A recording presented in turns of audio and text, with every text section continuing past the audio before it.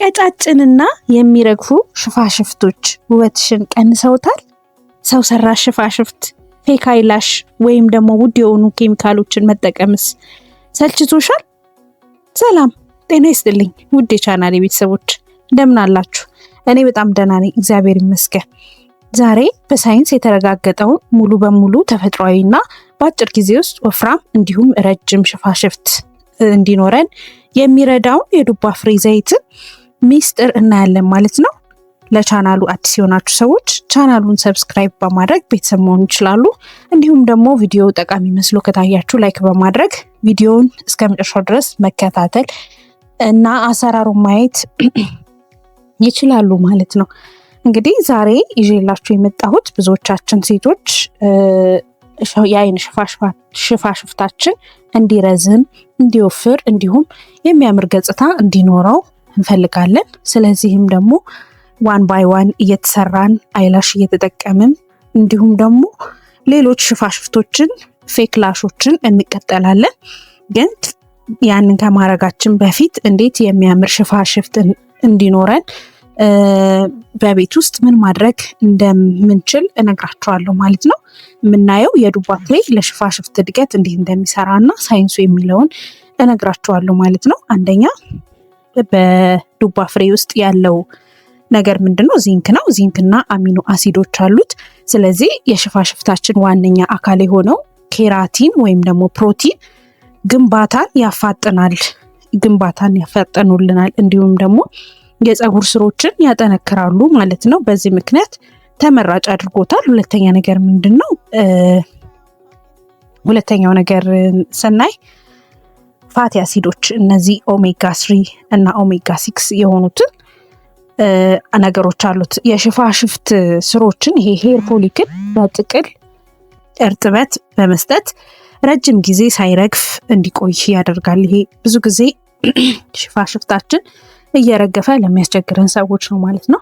ሶስተኛው ምንድነው? በቫይታሚን ኢ የበለጸገ ነው። ይሄ ደግሞ የደም ዝውውርን በመጨመርና ህዋሳትን ከአካባቢ ብክለት በመጠበቅ የፀጉር እድገትን ወይም ደግሞ ዑደትን ይሄ አኔጂንግ ፌዝ የምንለውን ያራዝምልናል ማለት ነው። አራተኛው ነገር ምንድነው?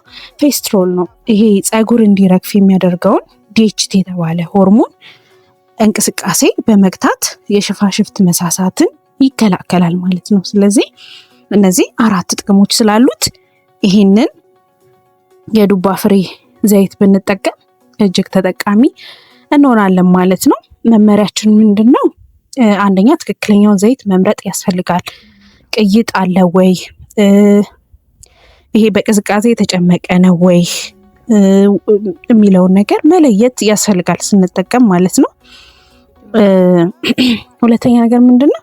ይሄ ፓሽ ቴስት ያስፈልገናል። ይሄ ሴንሴሽን ቴስት ማለት ነው፣ የስሜተኝነት ምርመራ የምንለው ማለት ነው። ማንኛውም ነገር እንግዲህ ብዙ ጊዜ ቪዲዮ ስሰራላችሁ ነግራችኋለሁ እና የሆነ ነገር ከመሞከራችን በፊት ቴስት ማድረግ ያስፈልጋል።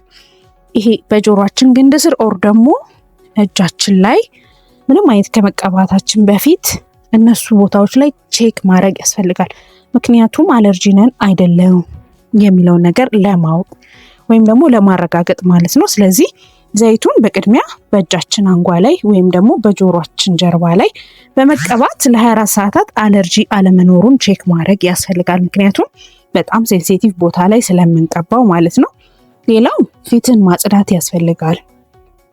ማታ ከመተኛታችን በፊት ወይም ደግሞ ይሄን ነገር ከመቀባታችን በፊት የአይን ሜካፕ ካለን ማስለቀቅ፣ የፊት ቆሻሻችንን በደንብ በሙቅ ውሃ ማጽዳት፣ በሳሙና መታጠብ ያስፈልጋል ማለት ነው። ሌላው ምንድነው? በትክክል መቀባት ይኖርብናል ማለት ነው። ይሄ ንጹህ የሽፋሽፍት ብሩሽ ሊኖረን ያስፈልጋል። ወይም ደግሞ ይሄ ኮተን ስዋፕ ወይም ደግሞ የጥጥ እንጨት የምንለውን በመጠቀም ነው የሚያስፈልገው ማለት ነው። ከ1 እስከ 2 ጠብታ ዘይት መውሰድ እና ሽፋሽፍት ስርና ጫፉ ላይ በጥንቃቄ በመቀባት ያስፈልጋል ማለት ነው። ስለዚህ እነዚህ ቅድመ ሁኔታዎች ናቸው ማለት ነው። አንዳንዴ ማስጠንቀቂያ ያስፈልጋል። እነዚህ ጥንቃቄዎች ማድረግ አለብን። ዘይቱን ቀጥታ ወደ አይናችን ውስጥ እንዳይገባ መጠበቅ አለብን። ያ እንዳይሆን ጥቂት መጠን ያለውን ብቻ ጠብታ መጠቀም ያስፈልጋል ማለት ነው። ኢንኬዝ ደግሞ ወደ አይናችን ከገባ በንጹህ ውሃ ወዲያውኑ መታጠብ ያስፈልጋል ማለት ነው። እንደገና ውጤቱን ደግሞ ለማየት ከ3 እስከ 4 ሳምንታት በቋሚነት መጠቀም ያስፈልጋል ማለት ነው። ይሄን ዘይት ማለት ነውና ይሄንን ተፈጥሯዊ መንገድ እንግዲህ በሳይንስ የተረጋገጠ ስለሆነ ነው። አንድ የዱባ ፍሬ ውስጥ ያሉ እነዛ 4 ነገሮች ኢቭን ለሽፋሽፍታችን ብቻ አይደለም ለፀጉርም እጅግ በጣም ወሳኝ ስለሆኑ ተመራጭ አድርጎታል ማለት ነው። ስለዚህ ይህን ተፈጥሯዊ መንገድ ሞክራችሁ ለውጡን በኮሜንት ላይ ማካፈል ትችላላችሁ። ይህን ቪዲዮ ደግሞ ከተመቻችሁ ላይክ ማድረግ፣ ለወዳጅ ዘመዶቻችሁ ሼር ማድረግ እና ደግሞ አዳዲስ የጤናና የውበት ሳይንሳዊ መረጃዎች እንዲደርሷችሁ ደግሞ ለቻናሉ አዲስ የሆናችሁ ሰዎች ቻናሉን ሰብስክራይብ ማድረግን እንዳትረሱ። በሌላ የጤና መረጃ እስከምንገናኝ ድረስ ሰላም ሁኑ።